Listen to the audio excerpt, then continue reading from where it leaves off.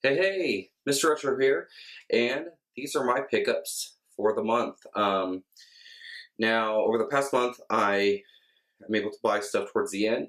This is the stuff that I've been able to pick up, and the stuff I've gotten in the mail over the past week. So, kind of been waiting a few days to do this video. So let's go ahead and let's start with some good stuff. I'm in this really big kind of mood to get different versions of GameCubes.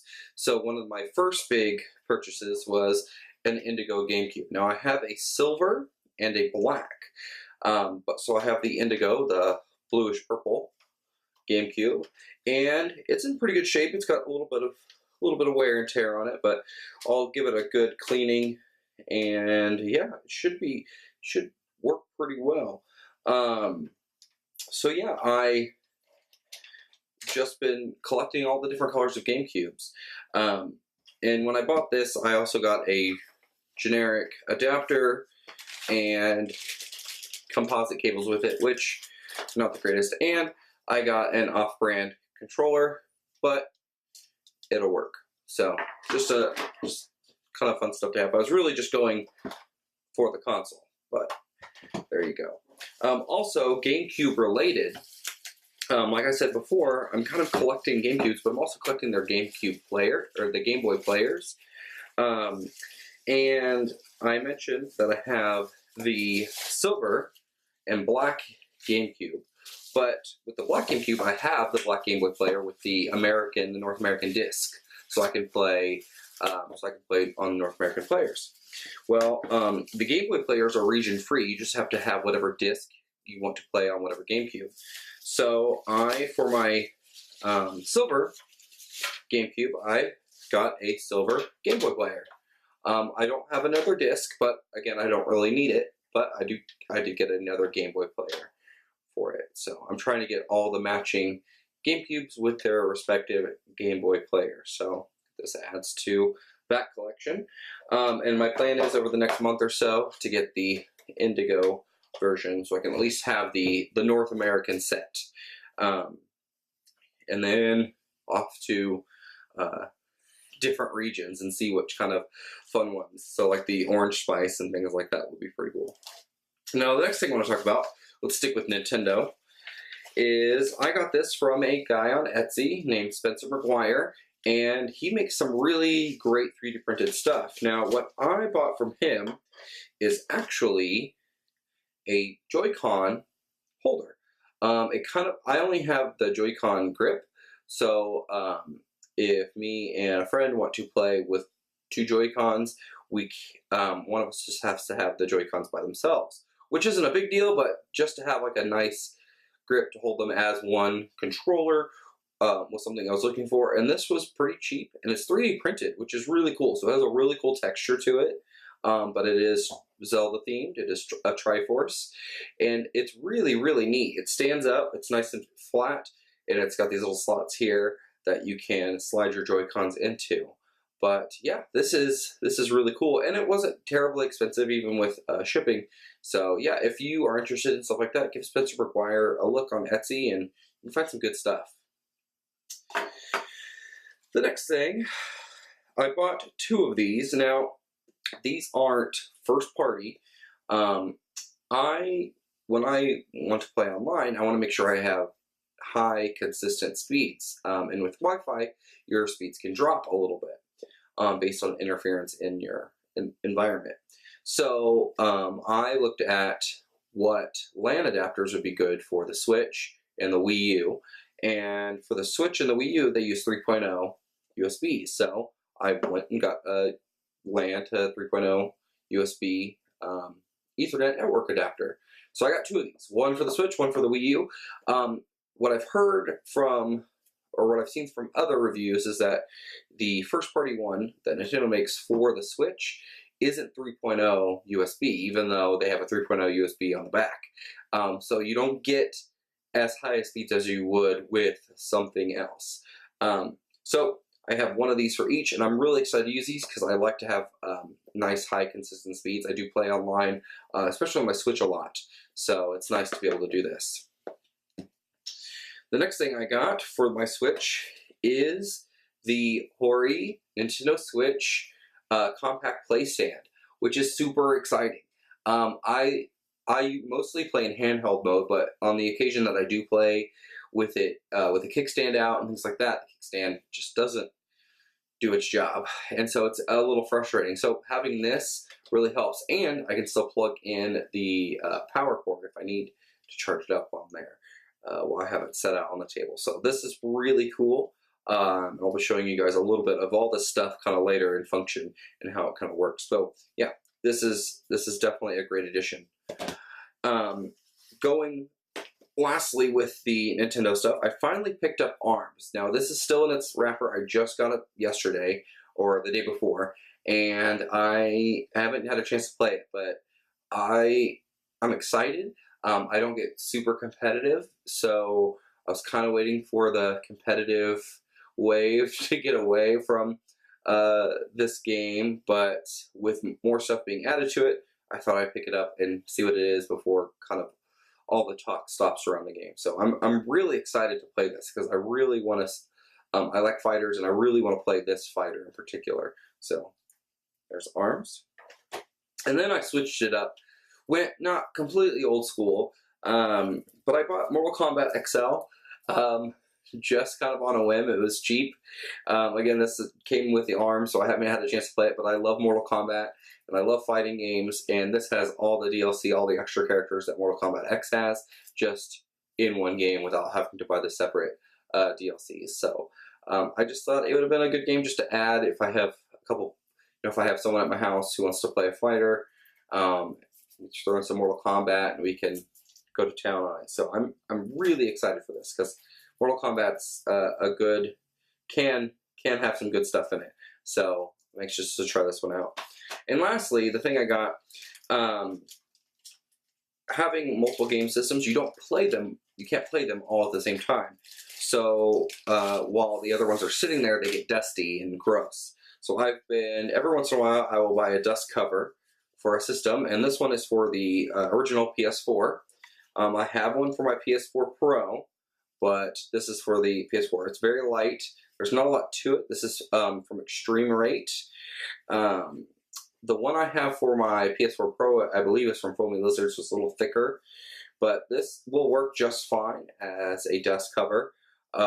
You do have to take these off once you're using the system because it might block some of the ventilation, so it may overheat, but this will help keep your system clean. So yeah, so those are my pickups for the month. Or over this past month. I plan on displaying a lot more of these over time, but I'm going to go ahead and show you guys some of this stuff up close, kind of to see how it works. So stay tuned. So the first thing we're going to look at is this silver Game Boy player for the GameCube. Now, I said that I had a silver GameCube, and this is it right here. Let me adjust the camera just slightly, and you'll be able to see that right there. And now the colors match pretty well. Let me take the little covers off the bottom, and this should fit just right in there like that. And so now I have a matching silver Game Boy player to the silver GameCube. And I do have the matching black to the black GameCube, and like I said before, I'm looking for the indigo one as well, so I'll be trying to pick that up here soon.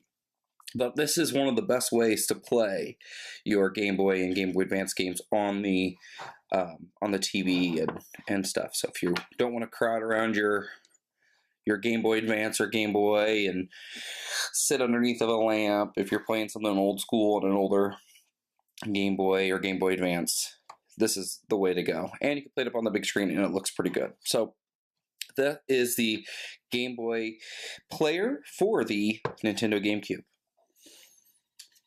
Now we have that Joy-Con controller grip from Sean Maguire off of Etsy, and you can kind of see the texture on the video. So it's got these ridges to it, and it doesn't feel cheap. It feels really good, and I'm very interested in 3D printed things. So having this used in a really cool application is super cool. It makes me really, really want to get a 3D printer. But he had these in a couple of different colors. I think he had it in blue, red, and of course this black. And I'm pretty sure green as well. But I just went with a black. And I'm going to show you how these kind of fit on there. Now this is a very, very, very tight fit, so you don't really have to worry about these shaking out if you get kind of aggressive in your playing. But these fit really, really well in there, and yeah, that's how it works. So it's at a nice angle in, which is really comfortable. My only complaint is that my hands are kind of big, so playing with the Joy-Cons by themselves anyway is a little awkward.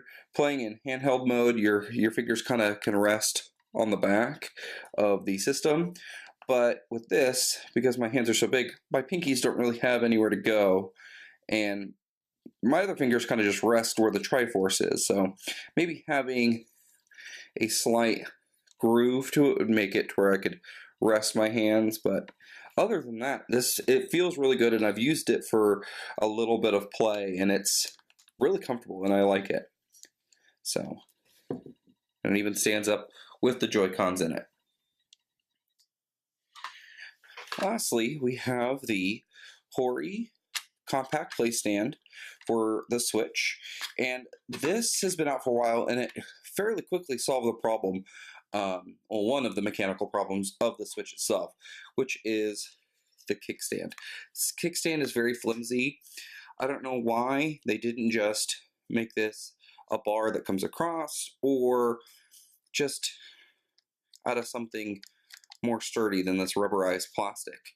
It does a really good job at hiding the micro SD cards, which is nice. I like it when things have form and function kind of thought out, but there's so much more they could have done with this. They could have made the kickstand bigger, or put two, or something like that. But this is a great improvement. You can see all the fingerprints on my Switch. But it does have adjustable levels. So this is kind of where I usually have it, or here. But you can't go any shallower. So it has 3 essential levels of play. And what's really nice is that you can still plug it in to charge it. And it's fairly sturdy. It has little pads on the bottom to keep it from sliding, so you don't have to worry about that too much. And in here, it doesn't really slide around too much either. It's got these little rubber pads on the inside. And everything's accessible. You could even play like this and just keep it to where you don't have all the weight on your wrists. But, and it isn't that expensive. And for what it is, it folds, it's compact, and it can fit in just about any backpack or pocket really easily. And there's not much to it. They did a really good job making this. The only improvement I think I would suggest for things like this in the future would be more of a locking mechanism to keep these things up instead of these little bumps, because I think just for peace of mind, I think that might work out a little bit better. But other than that, there's not a lot I would change with it off the top of my head. But yeah, that is the Hori compact play stand. So with all that stuff being said, I really enjoyed all of these products, showing off some of these main ones right here. I really enjoyed all these products that I got over this past month. So if you have any comments or suggestions, please leave them down in the comment section below. If you like this video, please give it a thumbs up. If you want to see more content like this, Let's Plays, game reviews, general video game discussions, go ahead and hit the subscribe button, and you can even hit that bell to get notified when I upload a new video. Other than that, thank you guys for watching. Bye-bye.